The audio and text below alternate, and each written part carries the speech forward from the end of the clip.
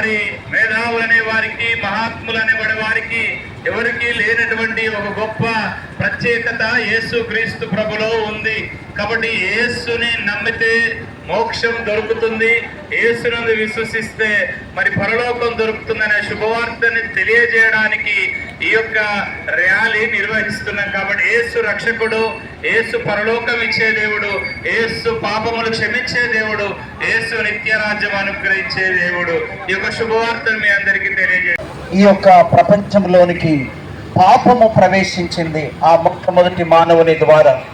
ఆ పాపము నాటి నుంచి నేటి వరకు ఈ యొక్క ప్రపంచంలో ప్రతి మానవునికి సంక్రమించి ఉన్నది. ఆ పాపం పోవాలంటే మానవుడు అనేక రకాలుగా ప్రయత్నాలు చేస్తూ తన ప్రయత్నాల్లో అలసిపోయి, తన ప్రయత్నాల్లో అసమాధానానికి గురై నెమ్మది లేక తను ఉంటున్నప్పుడు దేవునికి స్తోత్రం కలుగునుగాక. దేవాతి దేవుడు ఆ మానవులమైన మనలందరినీ రక్షించడానికి, మన పాపముల నుంచి మనల్ని విడిపించడానికి ఆయన ఈ లోకానికి రావలసిన పరిస్థితి ఏర్పడింది. ఆయన తన యొక్క చిత్తము చొప్పున ఈ లోకానికి వచ్చాడు. ఎందుకంటే సర్వలోక పాపం పోవాలంటే రక్తం చిందించబడాలి. ఆ రక్తము పరిశుద్ధుని రక్తమై ఉండాలి. కాబట్టి ఈ లోకంలో పరిశుద్ధులు ఎవ్వరు లేరు. ఎందుకంటే ఏ భేదము లేదు. అందరూ పాపము చేసి దేవుడు అనుగ్రహించి మహిమను పొందలేకపోతున్నారు. అలాంటి పరిస్థితుల్లో మానవులమైన మనలందరినీ ఈ ప్రపంచంలో ఉన్న ప్రతి మానవుని రక్షించడానికి ఆయన ఈ ప్రపంచపు నడిబొడ్డు అయినటువంటి యెరూషలేములో ఆయన ఈ లోకంలో జన్మించి మానవుని యొక్క పాపం పోవడానికి ఆయన తన రక్తమంతా చిందించడానికి ఆయన ఈ లోకానికి వచ్చి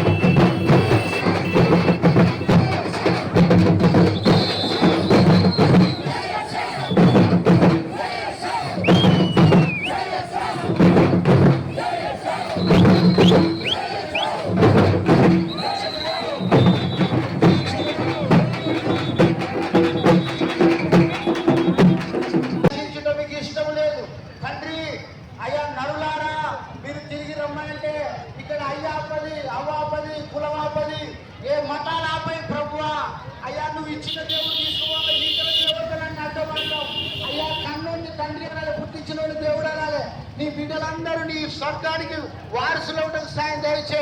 మా జయశంకర్ జిల్లాను మీరు జ్ఞాపకం చేసుకోరండి. అయ్యా మా తెలంగాణ రాష్ట్రాన్ని మీరు జ్ఞాపకం చేసుకోరండి. అయ్యా ఒక ఆత్మ నశించడం మీకు ఇష్టం లేదు. అయ్యా మా దేశాన్ని దీవెనకరంగా చేయండి, ఆశీర్వాదకరంగా చేయండి.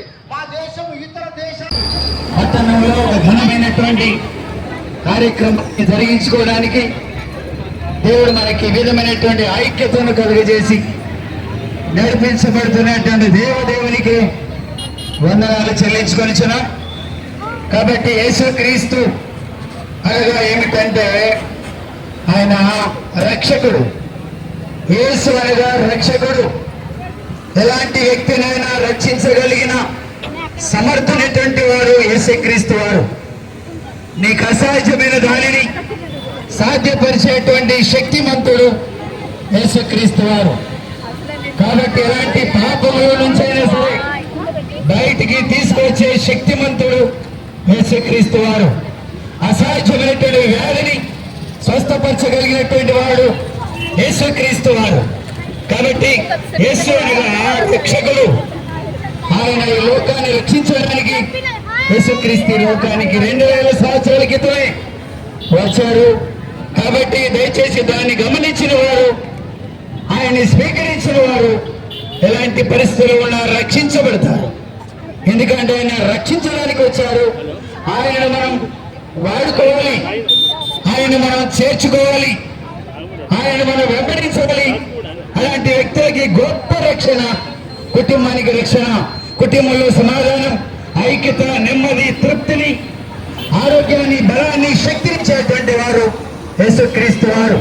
కాబట్టి ఆయన ఏం చేశారంటే మన మార్గం తప్పిపోయినటువంటి వ్యక్తుల కొరకు ఆయన ఈ లోకానికి వచ్చి ఒక మంచి మార్గాన్ని సిద్ధపరిచారు. ఆయనే మనకు నిజమైనటువంటి మార్గం. ఆ మార్గంలోకి వెళ్ళినటువంటి మన జీవితాన్ని దేవుడు అద్భుతంగా మార్చి సంతోషానికి, సమాధానాలతో కుటుంబాన్ని నింపుతాడు. కాబట్టి ఆయన మృతులలో లేడు. ఆయన ఎక్కడున్నాడు అంటే ఆయన సజీవుడు ఉన్నాడు.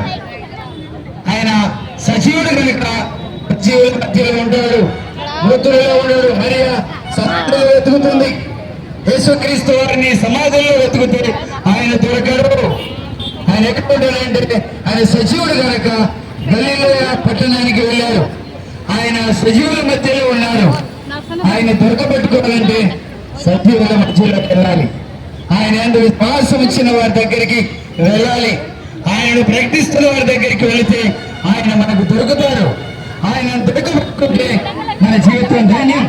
ఆయన దొరుకు కాలంలోనే ఆయన వెతకాలి, ఆయన సమీపంలో ఉండాలి, ఆయన వేడుకోవాలి. శక్తులుగా వెళ్ళక ఆకులు కట్టుకుంటే ప్రయోజనం లేదు. కాబట్టి తప్పకుండా ఆయన మన రక్షించేటువంటి రక్షకుడు. ఆ రక్షకుడైన విశ్వాసం ఉంచడం మన జీవితాల్లో, మన కుటుంబాల్లో చేర్చుకొని ఆయన ఇచ్చే ఆనందాన్ని అనుభవిద్దాం. కొద్ది మత్తులు దేవుడు దీవించను గాక.